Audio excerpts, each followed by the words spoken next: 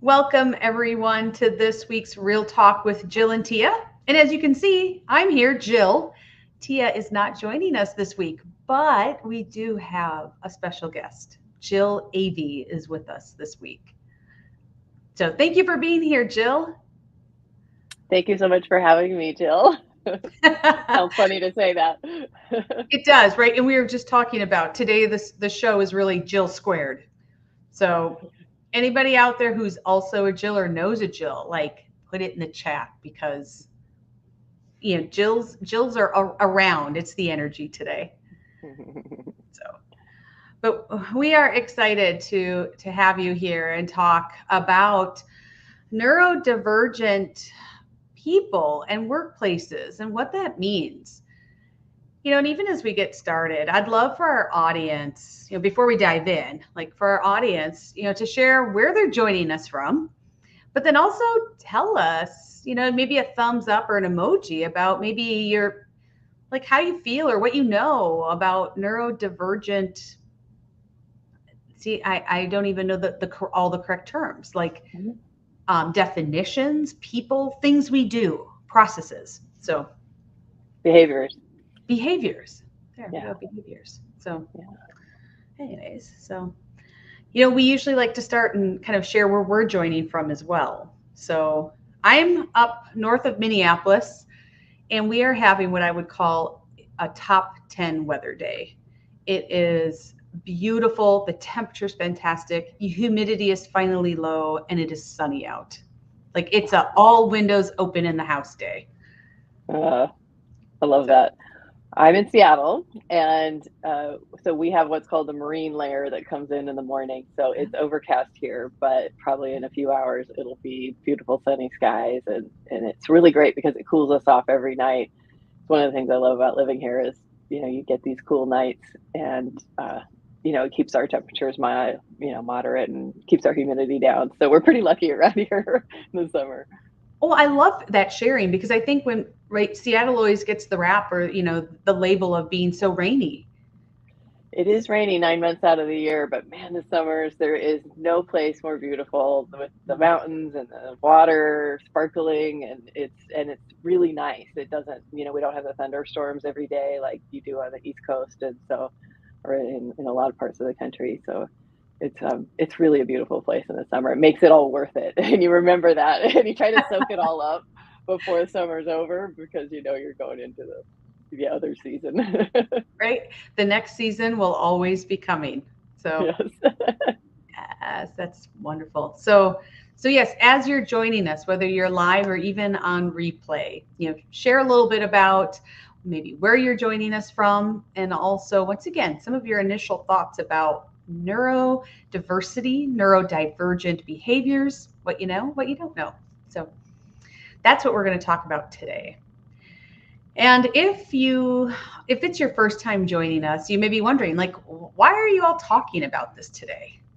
Well, that's because here at Catalyst, we're on a mission to transform how people lead in food.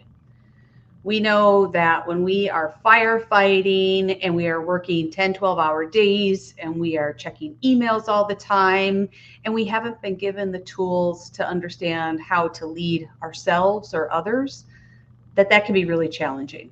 And so we're on a mission to change that. And one aspect that we haven't talked about on our show yet is neurodiversity. And so, Jill, I'm so happy to have you here with me today to tell us a little bit more about this topic and how it, is being in this space, whether we're leaders or whether we're people who are neurodivergent. Like, how do we support each other to have better outcomes and work better together? So, Well, thanks for having me on. It's such an important conversation. I'm really happy to be here to talk about this because it's probably not a topic that you hear a whole lot of in your line of work. And it's it's something that as I became an executive coach after I worked in marketing in the corporate world for 25 years, and then I became an executive coach after that. And as I started coaching, I started noticing that everybody who was coming to me seemed to have ADHD like I do. And, you tend to attract people that are like you. And so I decided I knew what I had done, and I had worked really hard to manage my ADHD with coaching measures, and not I didn't want to take drugs, and so I put into place a lot of different frameworks to really help me be successful, and take advantage of the beauty of a neurodivergent brain. And so then when I started seeing all these clients coming to me that had the same things, I figured I better make sure I knew what I was talking about. And so I worked with an ADHD coach, and did a lot of the same study that she did, for reading all the resource materials and such. And so so that I knew that I was also, what I had done was also in line with what everybody was teaching. So I where I work is the convergence of ADHD in the workplace. So there's lots of people out there who can support you, coaches and therapists, psychiatrists that can support you in getting diagnosed. So a psychiatrist or a nurse practitioner, or psychiatric nurse practitioner would be the ones to diagnose.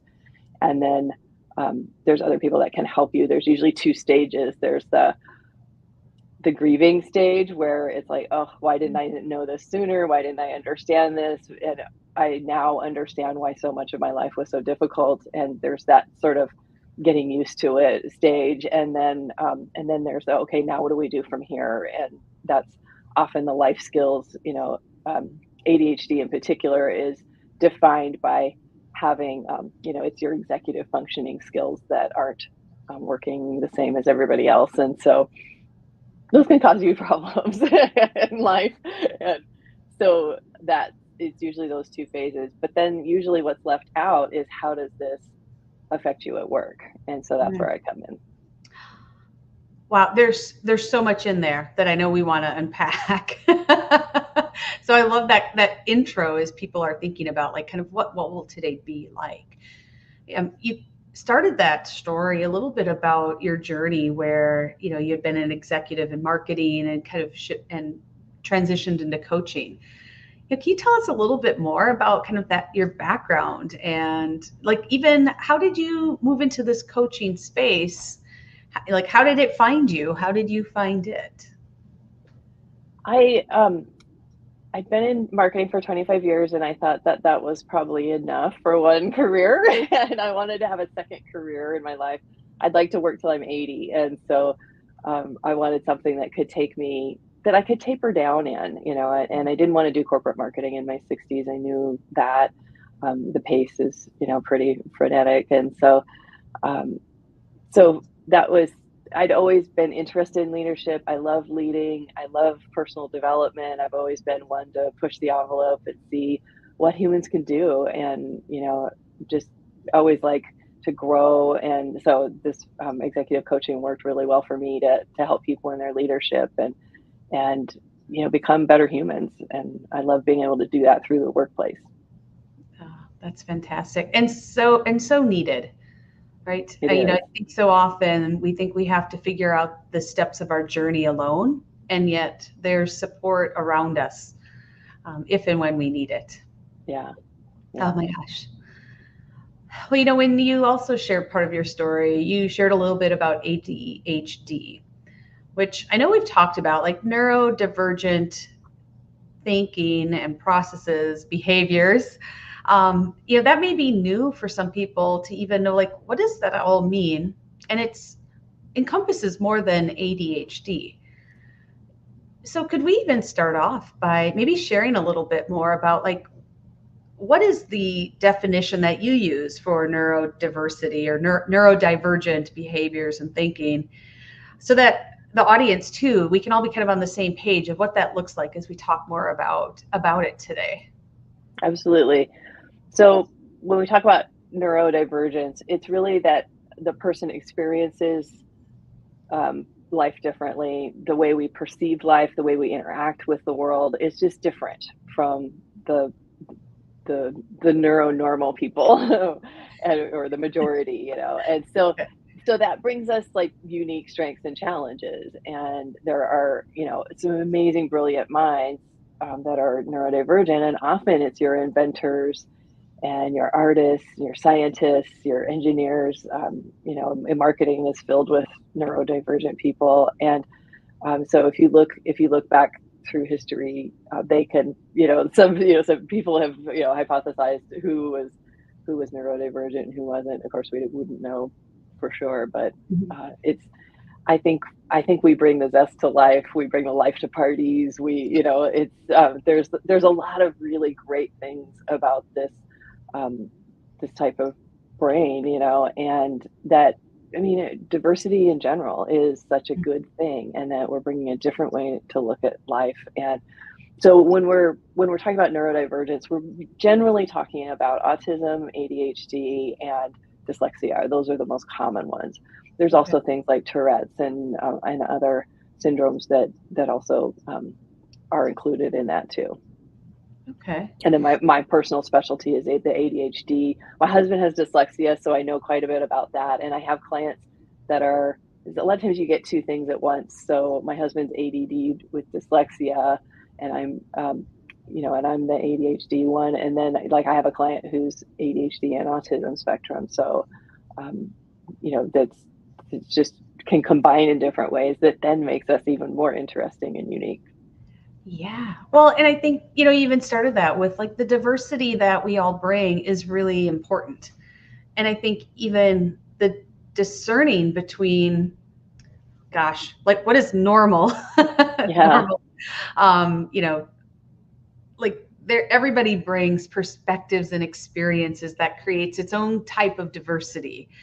But this is really kind of another different aspect where like literally like neural pathways, right, are different and they flow different. So that's how we get people that are neurodivergent thinkers have like they think differently than kind of the normal thinkers. Is that what I think that's such a good question that you ask, is what is I'm not normal? sure there's a question in there, but that normal is such a funny term, isn't it? Because when they say neuronormal, it's what is normal? And you're right, they can do brain scans and things like that here, but when we're talking about behaviors and people that you're encountering in the world, neurodivergent people tend to be more sensitive types. And so and there's about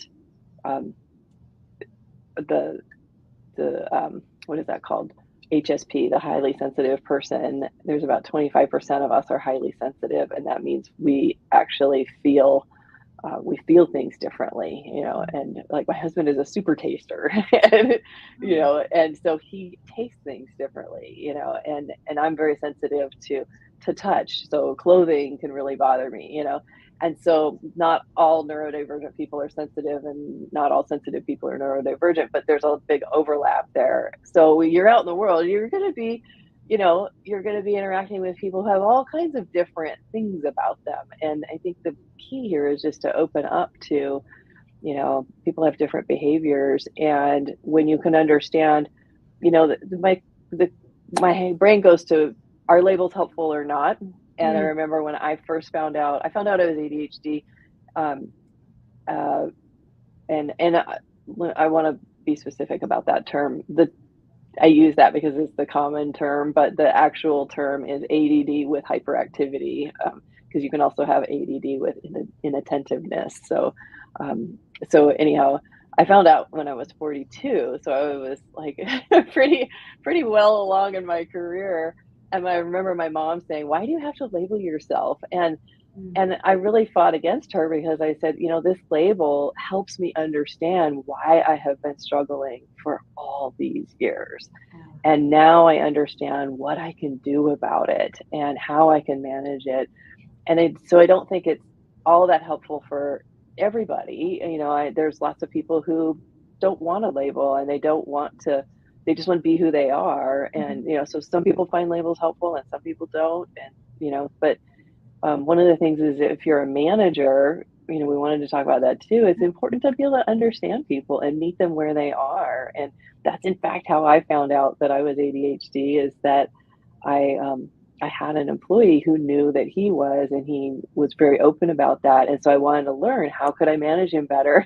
So I got the the Everything Guide to Adult ADHD, and I'm reading this book and thinking, oh, something looks really familiar here. And it turns out I'm a poster child for it. And so, you know, I didn't get formally diagnosed till I was 48, but I knew pretty obviously that that's what was going on. And so that can be helpful too, is to have a professional help you determine if this is indeed what is happening, because sometimes people are misdiagnosed, but most of the time, you know, they do a pretty great job at that. And so I say that because I just had a client tell me that a clinician told her that she was too high performing to be able to have ADHD, which like she didn't have trouble in school. And so I think often they're seeing the people that are having trouble and struggling. And I think that's one of the reasons why women are underdiagnosed, is that we're you know, conditioned to be the good girls in school and do a really good job on our tests and study hard.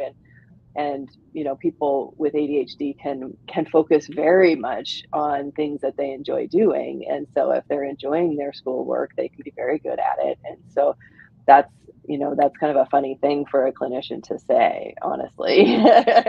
So I'm not saying everybody's perfect, but you know, getting a diagnosis can really help, because you know, you can try medication. I'm not against medication either. It works great for some people. It just doesn't work great for me.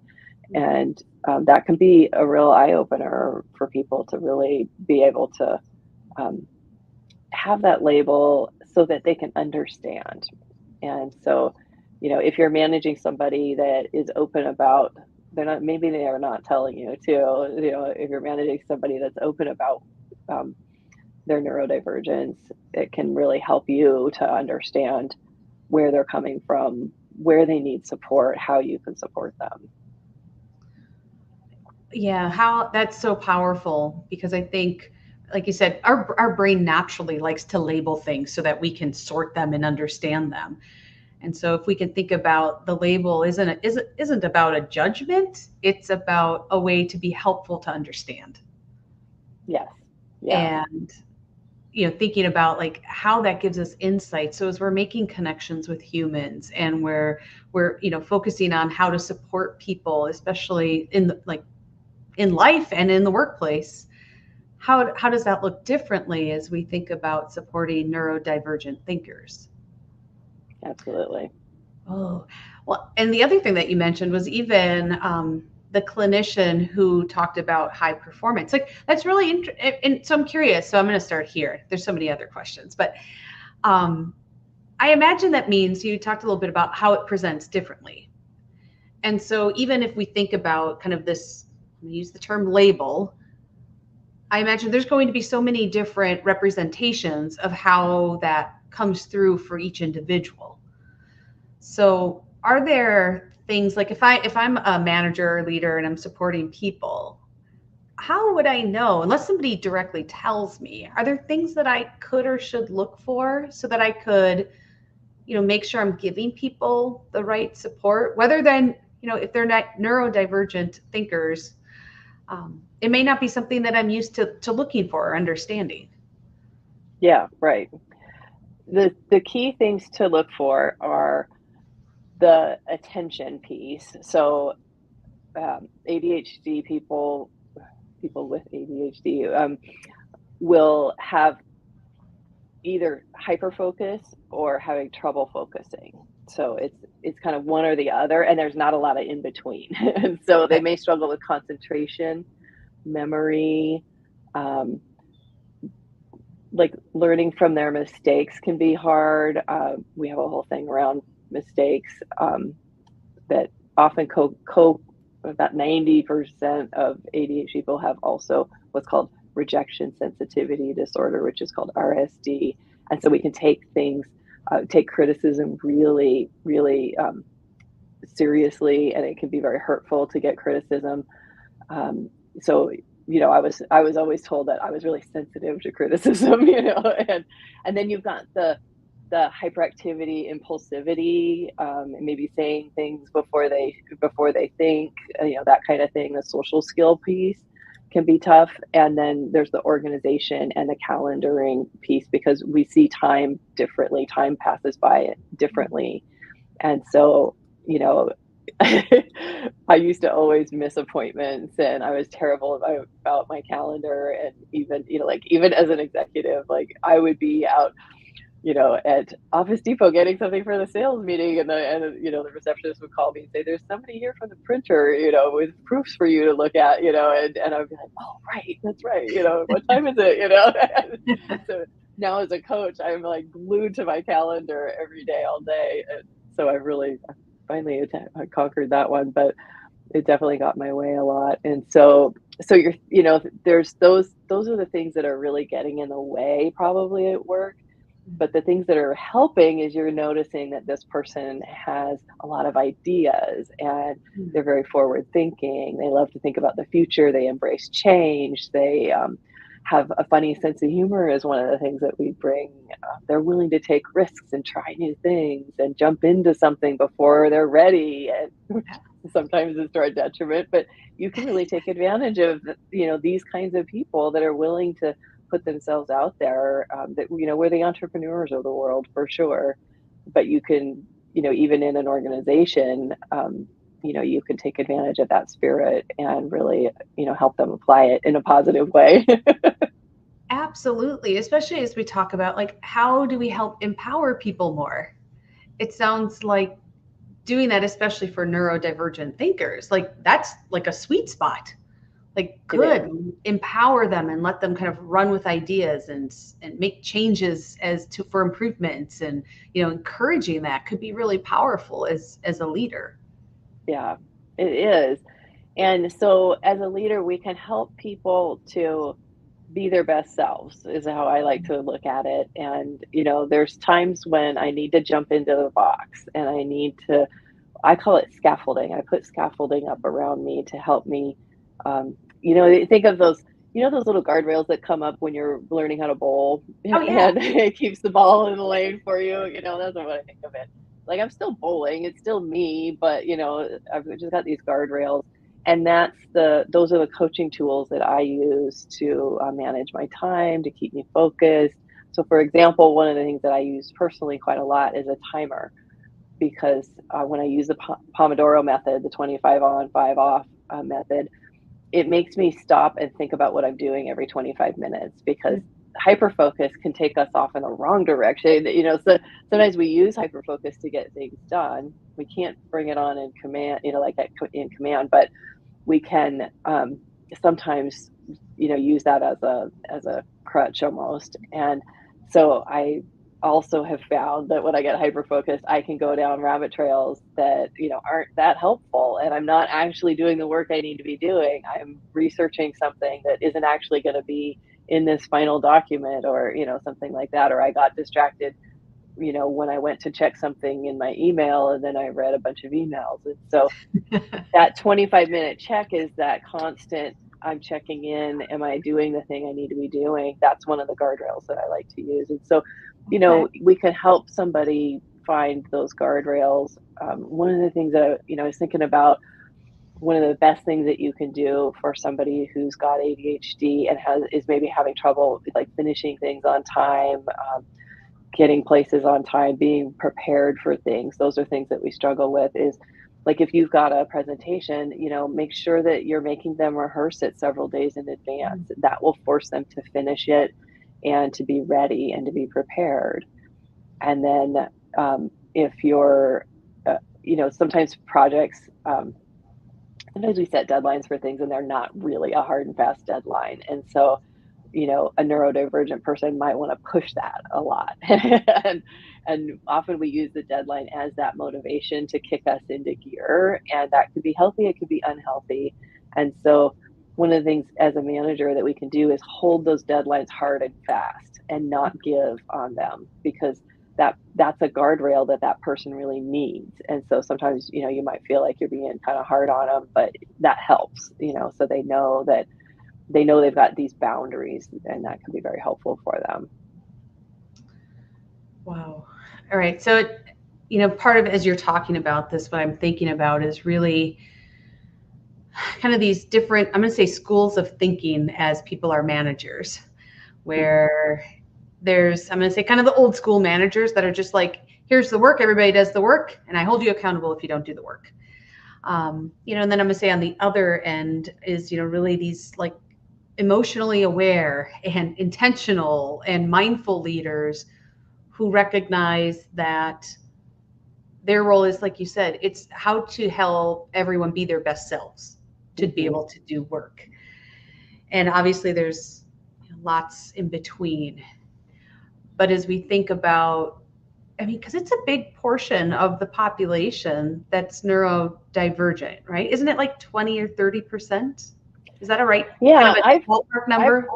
I've heard 25% in the past. I think there's a lot of people that are not diagnosed, and so my suspicion is it's even more than that. But I looked at the ADA website, and they say that ADHD in particular is somewhere between 3 and 6% itself, which sounds really low to me, but that's kind of the spectrum of numbers that I've seen. So, and the neurodivergent number would, of course, include everybody else too. There's a lot of dyslexic people in the world too.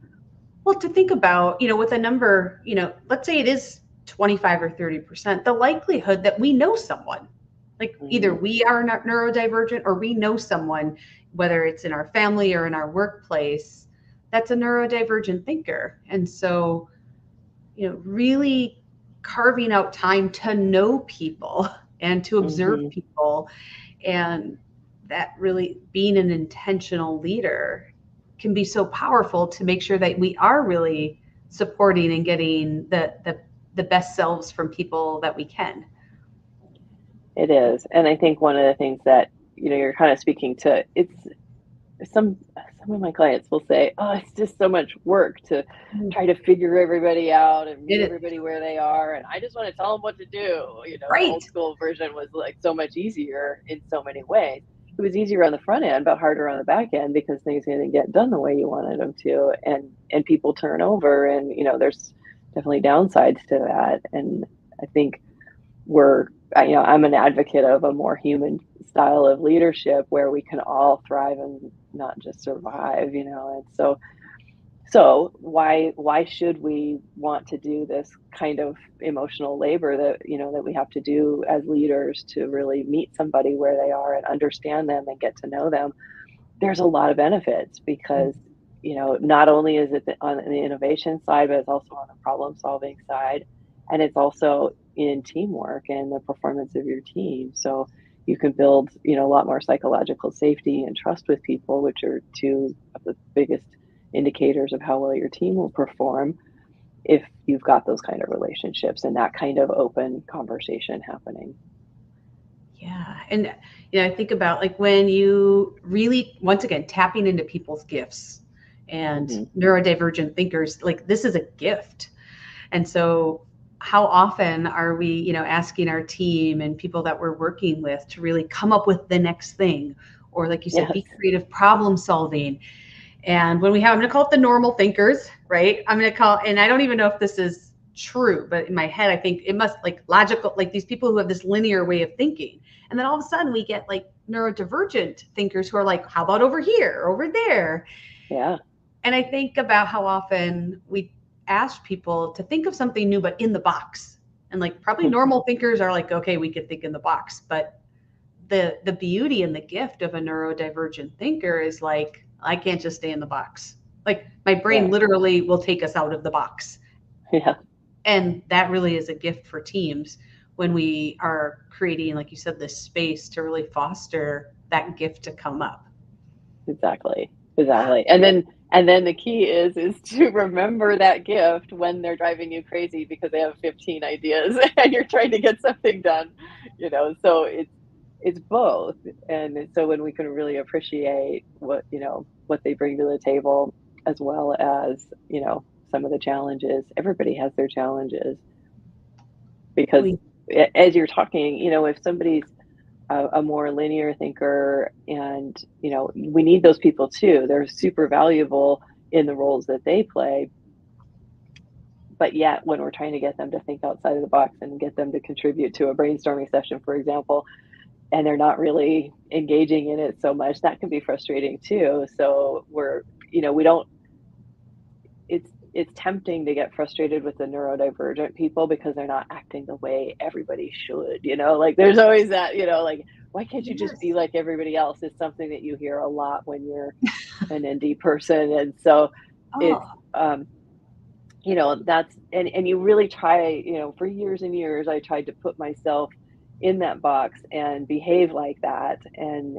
that it's very hard, and it's the same that we hear from, other diverse groups, and that covering and acting as if, it's exhausting. And so when we can really let ourselves go and be who we are and have that be celebrated, it's so much more powerful, because now the company gets to use our energy mhm. for their purposes rather than us using our energy trying to fit in.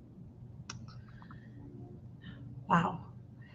You actually tapped on this part that I was thinking about, where I would imagine there's people who are like, oh, just get over it. Kind of like you said, like, why can't you just be like everybody else? Or why do you use that? Like, you're fine. Just do this or do that.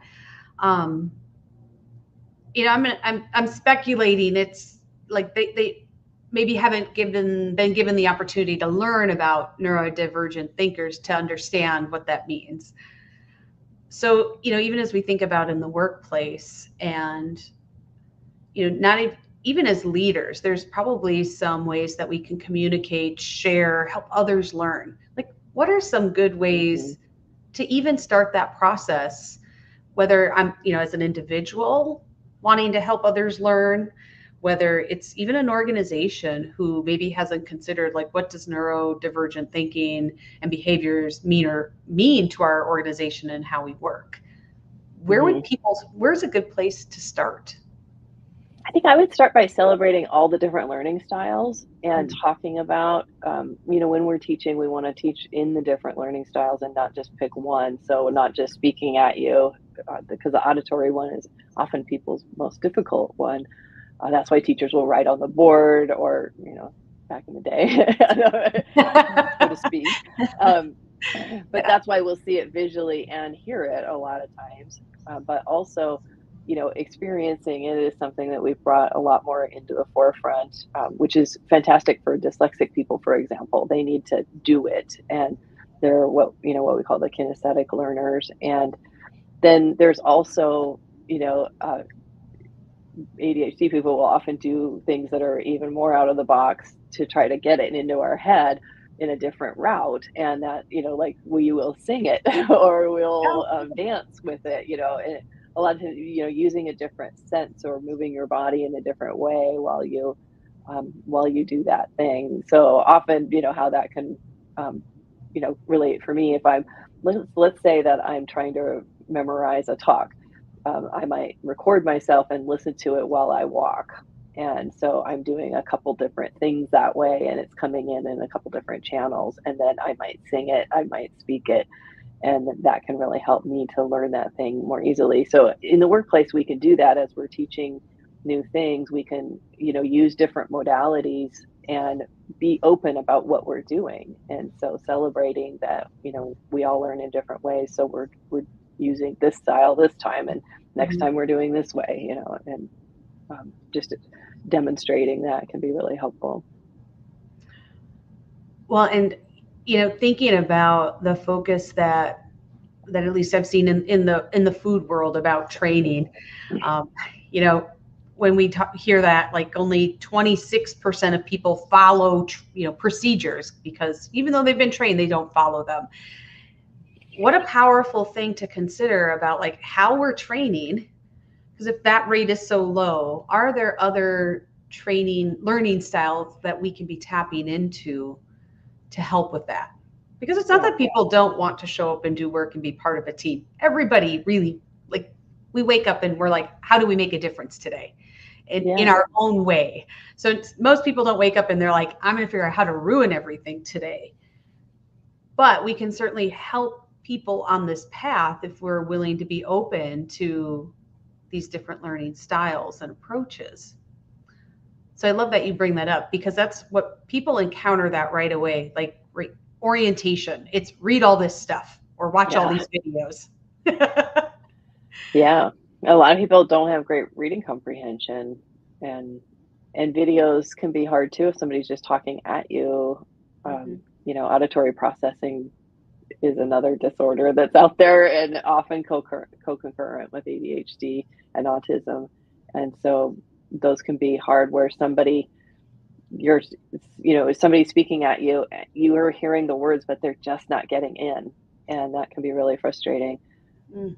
I feel like that's what my kids have. Just kidding. That might be something else, but well, so even with that, it sounds like, I mean, uh, I'm wondering how many companies do something even with kind of like general learning about neurodivergent thinkers. Um, I would say almost for none. example, even like campaigns, like, I mean, just for people to be aware Yeah. that it exists. Is that something that you've seen, or is that I've never seen a company do that, honestly. So, fascinating? yeah, just as a leader, taking the onus to learn something about neurodivergence could be really powerful, and talking about it with your other peers could be really helpful too, because it's not something that usually gets a lot of attention from HR or from company wide initiatives. So it's I think because it's a medical diagnosis, so there's the confidentiality around that with HIPAA, and so it would be hard to it would you know it's not everybody's open about their diagnosis Mhm. for those reasons, and also you don't want to be discriminated against either. So a lot of people won't even admit it if they do have that diagnosis, because they don't want to be labeled as something bad. And so unless a leader can really see it and proactively go after that to help and put the supports in, and of course these are conversations you can have confidentially with HR, so that people can get the right supports that they need, because things like when you're a highly distractible person, being able to listen to music and having headphones on, having an office was crucial for me. But yet, I spent most of my career in a cubicle. Even I worked at one company where even the CEO was in a cubicle. So all of that noise in these open office plans that we have now, it's devastating for people with ADHD. Yeah. And so they're going to be hiding in the little, meeting rooms, or the little, off they have those like phone booth things, Mhm. in an attempt to try to concentrate, or, headphones, or trying to put something next to you so you're not seeing everybody walk by. All those things. If you see somebody doing those kinds of things, they are not trying to be antisocial. They're trying to get something done and help them to focus, and so if there's a way to be able to get somebody in office, I remember when I took the GMAT, I thought I cheated because there was some mix up when I first got there, and there wasn't enough chairs for everybody at that time slot. And so the receptionist was a little bit flustered, and she just put me in this room that had this white noise machine, and I got to just focus and do the test. I got a really good score on it, and I always felt imposter syndrome about that. Like I didn't deserve that little room. And then, years later when I got diagnosed, I realized that was actually an appropriate accommodation for me to be able to do my best. And so that's a great example of how we can help people by giving them a tiny accommodation. And I get that offices come with a whole political thing Mhm. too, but when there's a way to be able to, I would take a closet over having to work in an open floor plan. And so, really thinking about how are you setting up your office if you're the person in charge of, office layouts. That's a great place where you could take that into consideration. But if you're the manager, in an open office plan, it might be that that person does better. They do their deep work kind of work from home a couple days a week, and you let them have those days that are no meeting days, and really understanding how meetings are breaking up the time. So for somebody with ADHD, it's hard to get focused. So it takes about 20 minutes for the average person to get focused. Think about that. Like, so Mhm. that's a long time. And then if you have a meeting coming up every hour, let's say you have peppered meeting, break, meeting, break, meeting, break, how much are you actually getting done that day? Because you're in and out of focus, in and out of focus, versus if you've got 4 hours and then you've got 4 hours of meetings, you know? So just helping somebody schedule and honoring what they need and understanding some of these nuances about how somebody can focus and what helps them can make a huge difference. You know, it, as you're talking about this, it makes me think about like sometimes our initial response or, you know, reaction when we see something, like you said, even if somebody puts something up to kind of create a space that's more workable for them.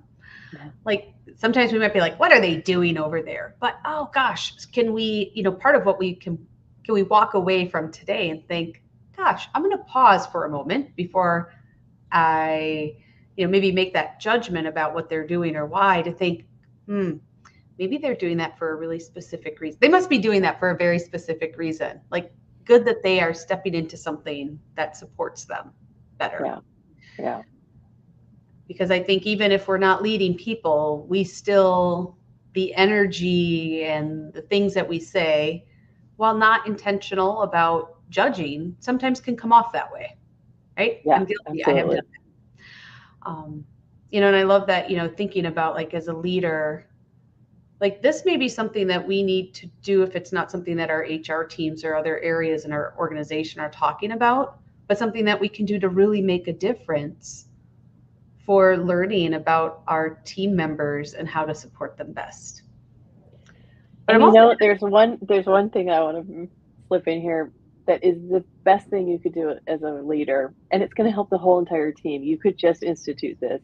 Remember what I said about rejection sensitivity Mhm. and how criticism was really hard for me? An ADHD person needs to be encouraged. And so what you want to do is you want to really, really encourage the good stuff. And then the bad stuff, you try to, if you can ignore it and, rather than correct it. And when you have to make a correction, doing it in a kind, gentle way can be really helpful. But Mhm. also know that they're going to take a while to bounce back from that. Mhm. And so that kind of behavior can help everybody. I oftentimes when I'm doing workshops, I'll ask people, how often are you encouraged at work? Have you been encouraged this week, for example, or even this month?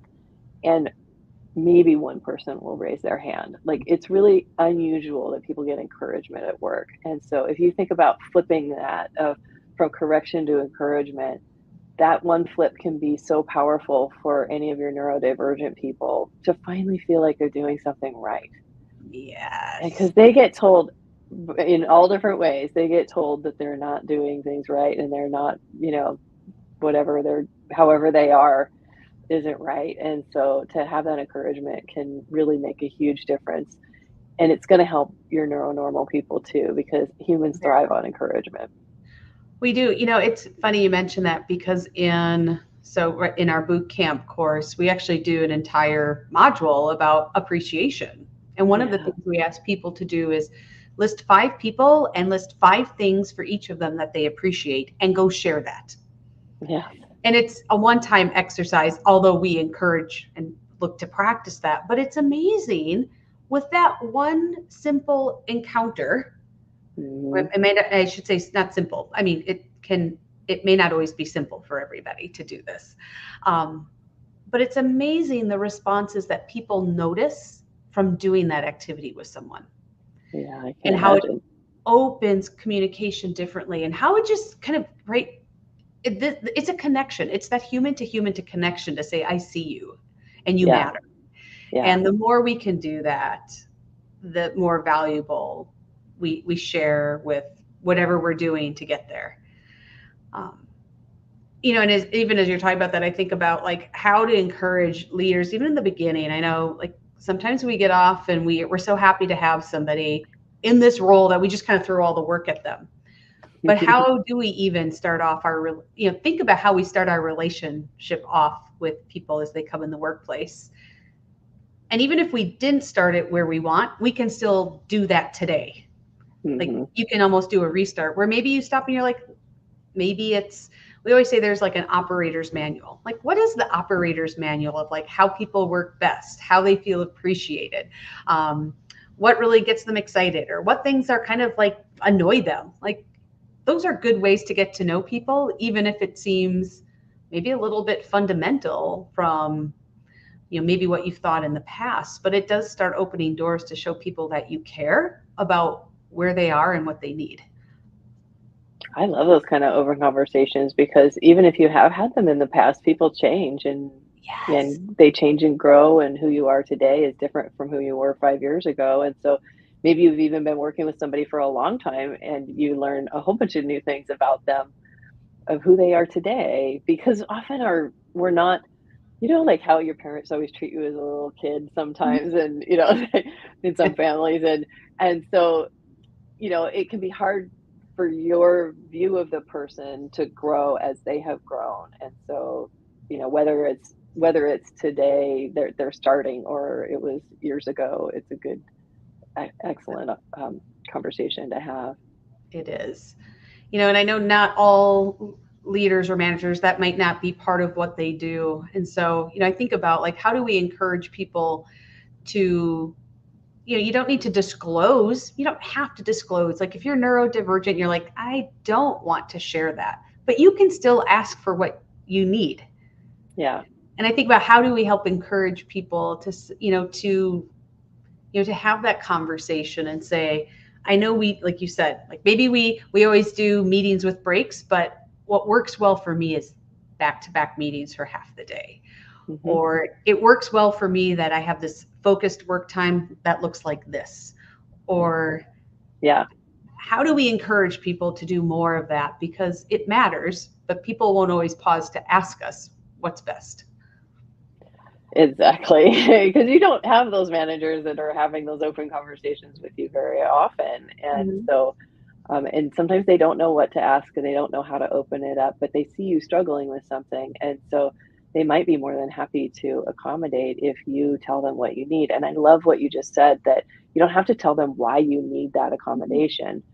That's actually not even that important. If it's something that you're open about, like I've worked in a marketing department where every one of us was ADHD, so we talked about it like every day, and we joked about it, and always talked about the squirrel, and so you might be in a situation like that where it's just open part of conversation, but you may not, and you may be in a completely different environment from that where you don't feel like you really want to talk about it specifically, but it doesn't matter. You can just say, this is how I work best. And and I'm wondering if this is something that we could do, or I'm wondering if this is something that you could think about allowing for me, or I want to bring my best to this workplace, and here's how I can do it. And when you come with that attitude, it's hard to say no. Right. I'm like, what a gift for a leader to be like, oh, like, yeah, how would we say no to that? Like, nope, I don't want to help you be your best here and make it a good experience. Yeah. I mean, they might say, oh, that's a hard accommodation and I would have to do that for everybody, so I can't do it for you.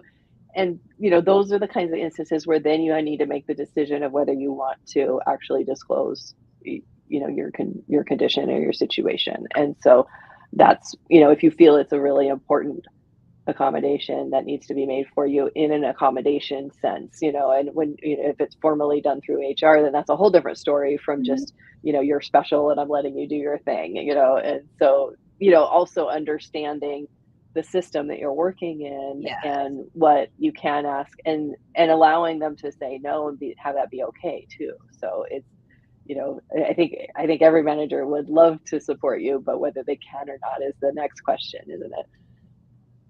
Yes, that is a really great point, because there are some spaces where it probably isn't as easy to do that. Yeah. But starting that conversation. So it may not be X, but maybe it could be Y. And maybe it's not today, but maybe it's something to work towards. Right. But if it's never something we ask for, then the answer is always no. Exactly.